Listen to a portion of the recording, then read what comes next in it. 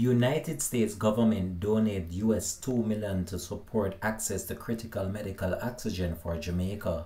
Hi again and welcome. This is Links 007 TV News Report, and we'll be right back with the full details to come. Welcome to Links 007 TV News Report, providing you with the best in local and international news updates.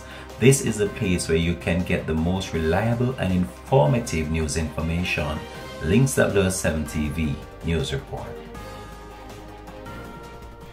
Welcome back and thanks for joining us. This is Links 007 TV News Report.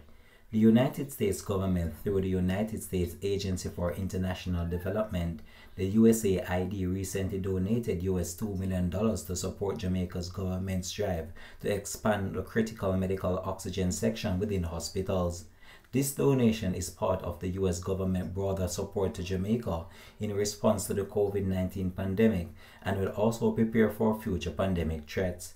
In response to the critical need for reliable oxygen for COVID-19 and other respiratory pandemics, the USAID is helping to strengthen the availability of liquid oxygen in major and public hospitals across the country. Liquid oxygen is the most affordable cost per liter option to deliver oxygen to high-demand facilities and has many benefits, including the ability to be safely transported and stored in large quantities.